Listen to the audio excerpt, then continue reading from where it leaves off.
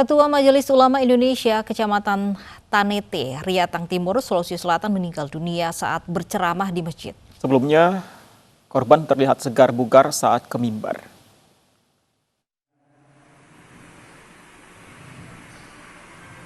Hamzah, Ketua Majelis Ulama Indonesia Kecamatan Tanete, Riatang Timur, Kabupaten Bone, Sulawesi Selatan, meninggal dunia di Masjid Amirul Jannah.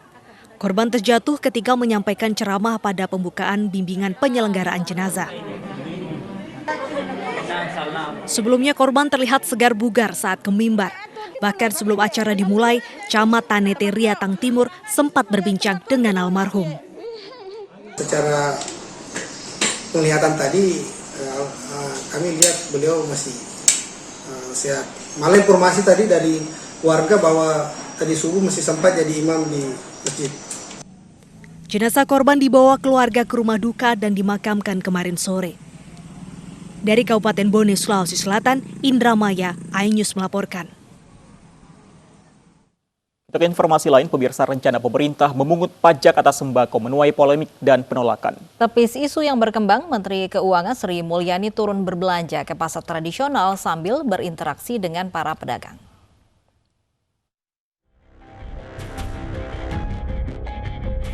Seolah tepis isu pajak untuk sembako lewat akun media sosialnya, Menteri Keuangan Sri Mulyani mengunggah kegiatannya berbelanja di pasar tradisional. Menkeu asik berbelanja serta berinteraksi dengan sejumlah pedagang pasar. Di sela berbelanja sayur dan buah lokal, Menkeu meluruskan polemik pajak untuk sembako yang sudah terlanjur beredar di tengah masyarakat.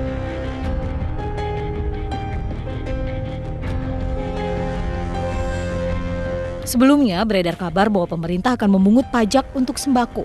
Hal ini tertuang dalam revisi Undang-Undang Nomor 6 Tahun 1983 tentang Ketentuan Umum dan Tata Cara Perpajakan. Dalam draft RUU ini, bahan-bahan pokok yang dikenakan PPN adalah beras, umbi-umbian, jagung, garam, daging, telur, susu, hingga sayur mayur.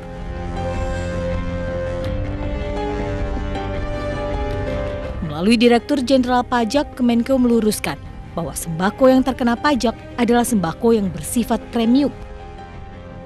Sementara sembako murah yang diperdagangkan di pasar tradisional tetap akan dikecualikan dari PPN.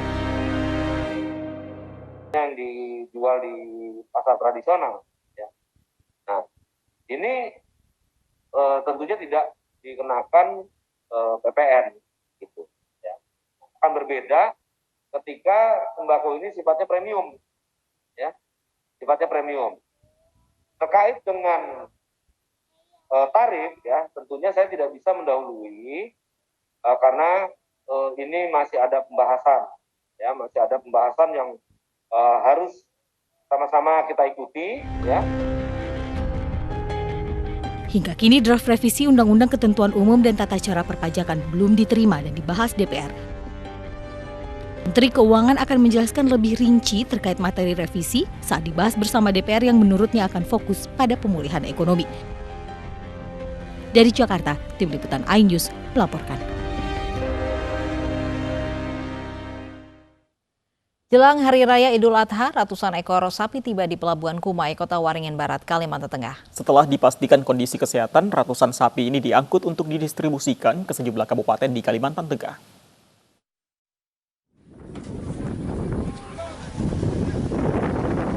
Meski Idul Adha atau Hari Raya Kurban masih 1 bulan lagi, namun antisipasi ketersediaan hewan kurban sudah mulai dilakukan. Salah satunya di Pelabuhan Kumai, Kota Waringin Barat, Kalimantan Tengah. 516 ekor sapi tiba dengan kapal dari Pulau Madura, Jawa Timur. Setelah menjalani pemeriksaan kesehatan, ratusan sapi lantas dibawa dengan truk dan mobil bak terbuka ke sejumlah penampungan di 4 kabupaten di Kalimantan Tengah. Ini untuk persiapan dengan datangnya bulan Hari Raya Kurban untuk melayani masyarakat Pangkalan Bun, Lamandau, Sogamara, dan Sampit.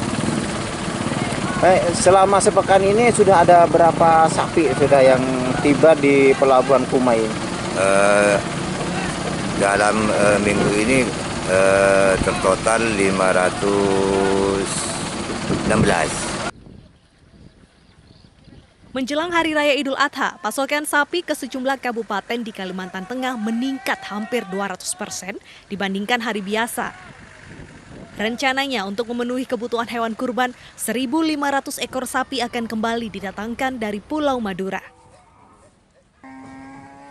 Dari Kota Waringin Barat, Kalimantan Tengah, Sigit Zakwan, iNews melaporkan. Pemirsa, pariwisata Bali mulai dijual dan dipromosikan kepada wisatawan luar negeri jelang dibuka Juli mendatang. Melalui ajang Bali Beyond Travel and Fair 2021 yang digelar secara hybrid, 116 buyers dan dari 15 provinsi di Indonesia dan 67 buyers internasional dari 20 negara bertemu dengan 145 seller domestik.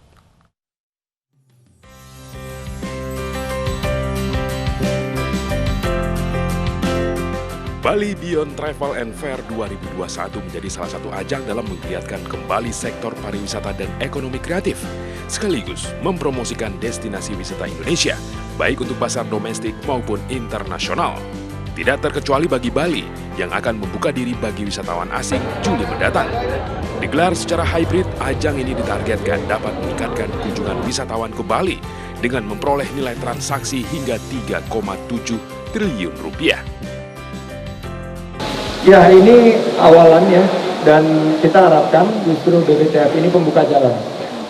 Jadi selain daripada memperkenalkan kembali, ini ajang pemanasan, karena Bali seperti kita ketahui menduduki tingkat tertinggi dari top destinations in the world. Dan yang kita hadirkan itu pun memang tour operator yang besar, yang memang sudah sangat jelas mendatangkan turis jumlahnya berapa gitu ya. So ada yang 10.000 kita tahu itu, ada yang 5.000 sampai 6.000-an kita tahu juga.